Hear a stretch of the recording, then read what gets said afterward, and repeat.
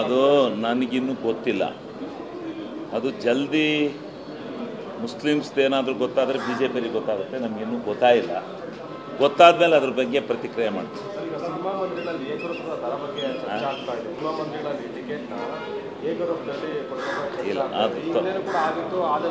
ಇಲ್ಲ, ಏಕರೂಪದಲ್ಲಿ ಆಗಕ್ಕಲ್ಲ. ಈಗ ಹೆಂಗೆ ಇಟ್ಟಿದ್ದಾರೆ ಹಂಗೆ ಮಾಡಬೇಕು. ಈಗ ಹೆಂಗೆ ನಡೀತಾ ಇದೆ ಫಿಲಮ್ ದರ, ಅದೇ ರೀತಿ ಇರಬೇಕು. ಬೇರೆ ಭಾಷೆಗಳಾದರೆ 50,000 ರೂಪಾಯಿ ಇದೆ. ಈಗಾಗಲೂ ಕೂಡ ನಿಗದಿ ಮಾಡಿದ್ರು. ಅದು ಅದ್ರ ಬಗ್ಗೆ ಹೆಚ್ಚಿನ ಮಾಹಿತಿ ನನಗಿಲ್ಲ. ಹೆಚ್ಚಿನ ಮಾಹಿತಿ ಇಲ್ಲದೆ ಇರೋದಕ್ಕೆಲ್ಲ ಪ್ರತಿಕ್ರಿಯೆ ಕೊಡಬಾರ್ದು. ಅದನ್ನು ತಿಳ್ಕೊಂಡು ಹೇಳ್ತೀನಿ.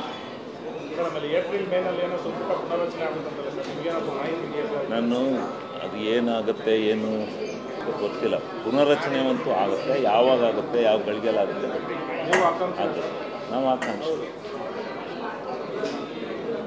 ಆಕಾಂಕ್ಷಿಗಳಿದ್ದೀವಿ.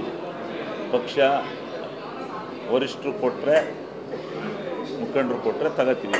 ಇಲ್ಲಾಂದರೆ ಪಕ್ಷದ ಕೆಲಸ ಮಾಡ್ತೀವಿ.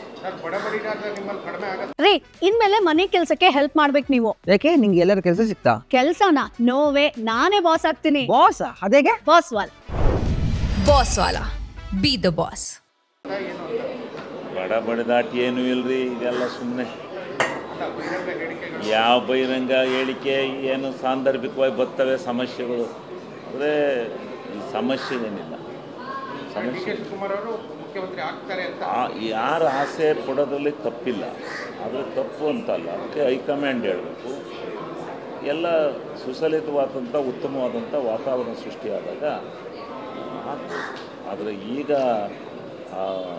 ಇರ್ತಕ್ಕಂಥ ಸನ್ನಿವೇಶ ಇದೆಯಲ್ಲ, ಇದು ಸುಮ್ಮನೆ ಪಕ್ಷಕ್ಕೆ ಡ್ಯಾಮೇಜೇ ಹೊರತು ಒಳ್ಳೆಯದಲ್ಲ. ಇದನ್ನು ಯಾರೂ ಮುಂದುವರಿಸಬಾರ್ದು. ಹೈಕಮಾಂಡ್ ಹೆಂಗೆ ಹೇಳುತ್ತೆ ಅಂತ ಕೇಳೋದು.